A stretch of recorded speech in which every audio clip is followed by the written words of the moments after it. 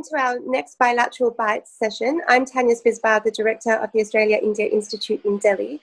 Today we'll talk about trusted partners and technology in the 21st century, cybersecurity.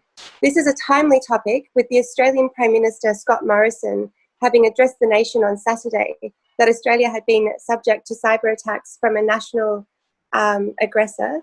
And in the last few days, India has also reported almost 40,000 cyber attacks allegedly from Chinese hackers. Positively, earlier this month, the Australian and Indian Prime Ministers signed a framework agreement to collaborate on cybersecurity. And in this context, we're very fortunate to have with us today Dr. Jayjit Bhattacharya. Dr. Bhattacharya is a noted expert in technology policies and technology-led societal transformation. He is the president of the Centre for Digital Economy Policy Research. Previous roles include head of the Centre for Fourth Industrial Revolution in India from the World Economic Forum, and also former head and partner of economics and policy practice at KPMG. He is a recipient of the APJ Abdul Kalam Award for Innovation in Governance. Dr. Bhattacharya is also an adjunct professor with IIT Delhi and is a long-standing friend of the Australia-India relationship, having accompanied President Kovind to Australia in 2018 and is a regular advisor to the Australian High Commission in Delhi. Jayjit, it's really a pleasure to have you with us today. It's my pleasure completely, Tanya. So you have worked extensively on the Indian digital economy and creation of a larger manufacturing and services ecosystem based on non-discriminatory policies. You've also presented at prestigious defence forums for the Indian Army to enable defence officers, academia and industry to understand requirements of and solutions for tactical battle areas, which includes cyber challenges during wartime and other cyber attacks and digital issues. With the COVID pandemic now, we are relying on digital communications now more than ever before. 5G and its outstanding functions like wide bandwidth, high speed, very high density wireless communication and small delays will be the pillars of the digital economy to come this century. At the same time, though, we know that we are going to experience even greater vulnerabilities than before, and this requires us to build stronger cybersecurity foundations.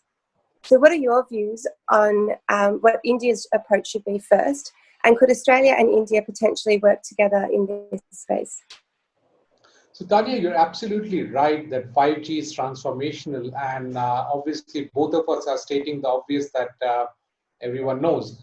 But let's just look at it from the lens of the vulnerability that 5G brings in. Mind that the most potent toxins are the neurotoxins, are toxins which impact your nervous system. And that is where a technology like 5G fits in, because it's basically getting embedded into the communication network of any country. And it's not just any ordinary communication network we're talking about. 5G is going to connect everyone and everything. Starting with your speakers right now, which are connected, it will connect your cars, it will connect your pen, it will connect everything that is out there. And therefore, any compromise on the 5G network can completely bring a nation down to its knees. And in the olden days, you would have the forts being built, and then we had the trenches being built. And now, in a potential warfare, what adversarial countries can do is actually build compromised networks into your country. And that is a new trenches that we have. That's a new digital fortress that we are putting into the adversary's country. And that's what we need to be extremely careful about, both in terms of state actors and in terms of non-state actors. And in a country as large as India, or a country like Australia, which is so dependent on connectivity, given the size, the physical size of Australia, it becomes very critical that as we start adopting 5G in a very large manner, we need to, in parallel, start thinking of security and not as a post facto retrofit to the network. Otherwise, we'll end up quickly compromising our nations in a manner which will be very difficult for us to come out unscathed from. Also, if you notice, Tanya, in the larger geopolitical situation, the theaters of warfare have moved from land to water to air and space, and now cyber is one of the most critical areas of conflict that we have out there. Now, if you're not able to protect the cyber, and by 5G getting into and enabling cyber, if you're not in a position to be able to significantly have the protection level in the cyber world, then we are absolutely compromising our nations from a plain cyber attack, from warfare happening in the cyber world. And therefore, India's approach should be to actually start building up the security part of 5G before 5G is rolled out. And even if that delays 5G, it's okay, because it's more important to have a robust foundation than to build up a building with no foundation, which is guaranteed to come down like a house of cards. And that's where Australia and India can potentially work together. You know, if you look at it from Australia's perspective, research after research shows that Australia is short of skills. And Australia has a technology, but Australia is short of skills. India, on the other hand, has a large number of skills available, but we need to put it in a framework and provide appropriate funding for that framework to enable that these skills are geared towards towards providing cybersecurity in the post 5G world. And that's where I strongly believe that India and Australia can immediately start collaborating. And in fact, there has been agreements put into place where India and Australia is supposed to collaborate in the area of cybersecurity. And that's absolutely important at this point in time. Yeah, look, I think that's really interesting and very important to note that cyber and 5G is not just a capability for a digital economy, but also a vulnerability that poses its own risks for management. Now, we're in a world currently that is defined by multipolarity as opposed to unipolarity and a struggling multilateralism. There's been a lot of call for multilateral reform and increasing angst about whether or not a multilateral system can continue to provide for a multipolar world, both in a trade space, but also in a security space. If we think about the internet, both servicing trade and economy as well as security, what are the types of global mechanisms first? And then separately, we'll go into the bilateral relationship, Australia-India. But at the global level, I understand at the United Nations level, we have the ITU, the International Telecommunications Union, which is an interesting UN body because it has not only 193 member states, but also more than 700 sector members as well. So given that hopefully breadth of skill set in addition to global buy-in from multiple countries, could this be the ideal platform for a framework for cybersecurity? And if so, why? And if not, why not? So, ITU has been very successful in actually providing a harmonized telecommunication network which works globally. So you can make a call from Sydney to Iceland and the call will go through. And that's completely thanks to ITU. It has also been able to allocate spectrums and have a cooperation on allocation of spectrums across the world. And therefore, you have devices that work very smoothly from one country to another country without having interference in the wireless spectrum. So ITU has done an excellent job for which it was created. Now, the logic is that internet is also an international telecommunication infrastructure, and therefore, why shouldn't internet be under the jurisdiction of ITU? And why has internet for a long time been led by ICANN under a contract from the Department of Commerce of US government? And therefore, in a way, it can be interpreted that internet was being controlled by the US government. And therefore, the questions of technological sovereignty starts coming up, which is something I've been talking about for a decade and a half.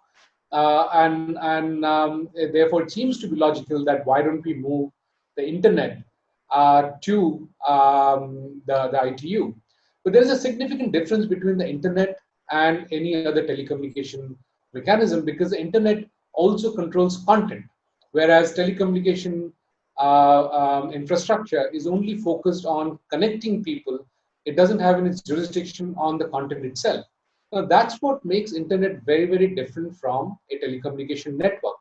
And the fear is that if internet is being managed by ITU, then the influences of all the member countries starts creeping in.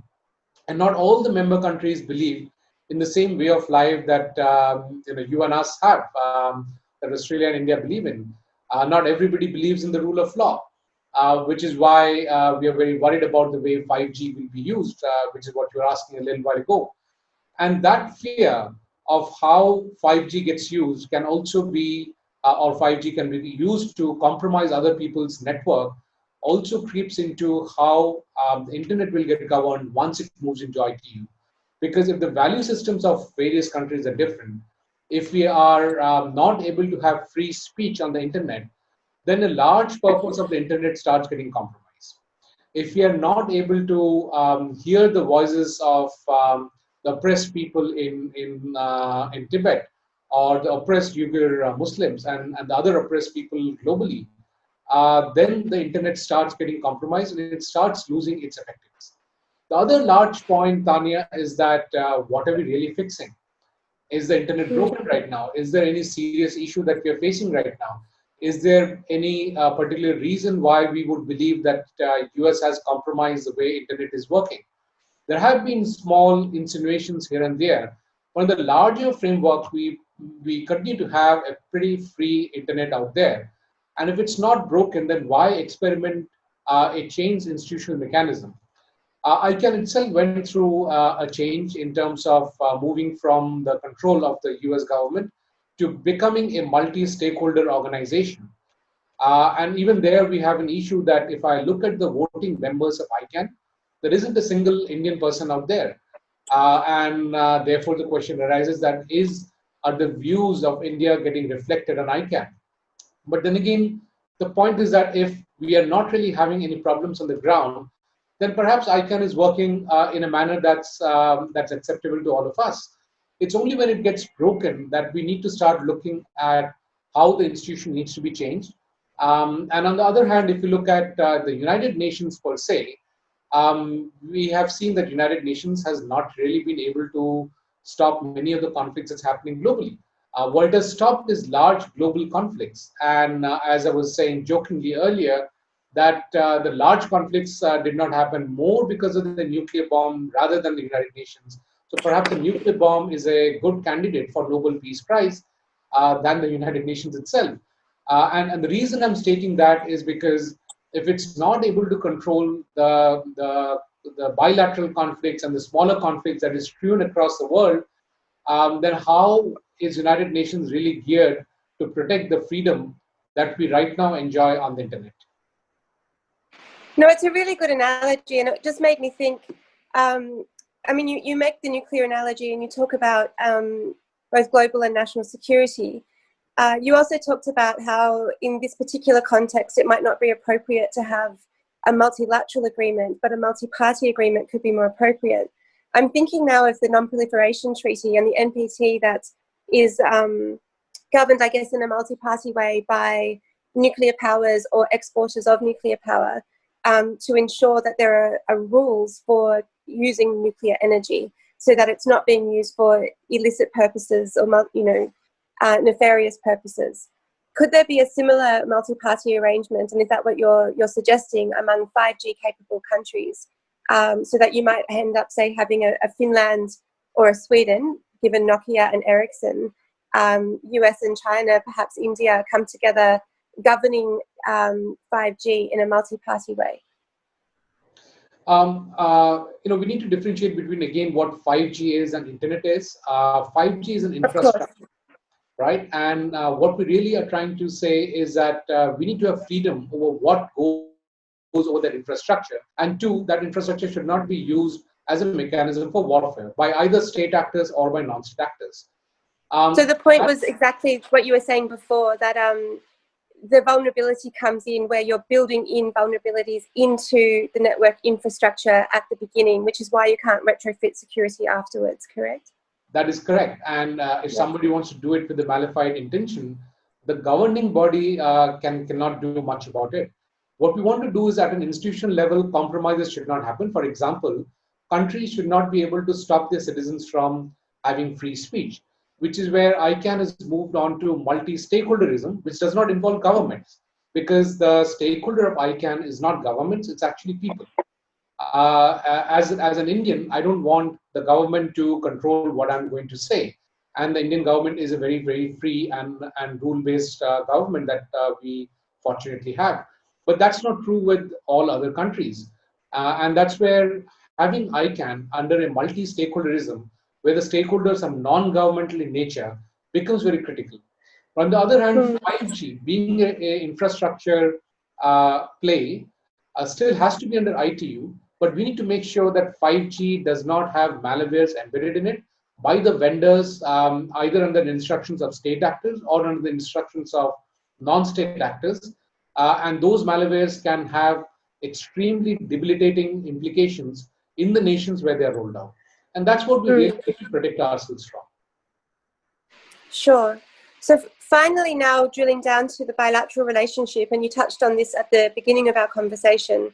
Our Prime Ministers met at the beginning of this month, and one of the many agreements they signed during that virtual summit was an Australia-India framework arrangement on cyber and cyber-enabled critical technologies cooperation, which includes 5G, but also quantum AI and a series of other 21st century technologies. And this comes with a $12.7 million fund for cooperation, but more importantly for security.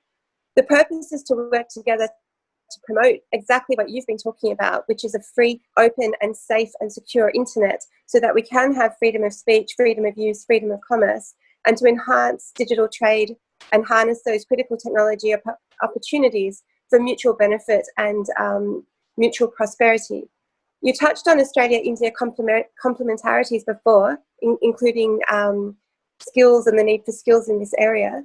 Could you explain the significance of bilateral cooperation between our two trusted states, either from a trust relationship perspective or perhaps the regional significance of Australia and India working together in the Indo-Pacific?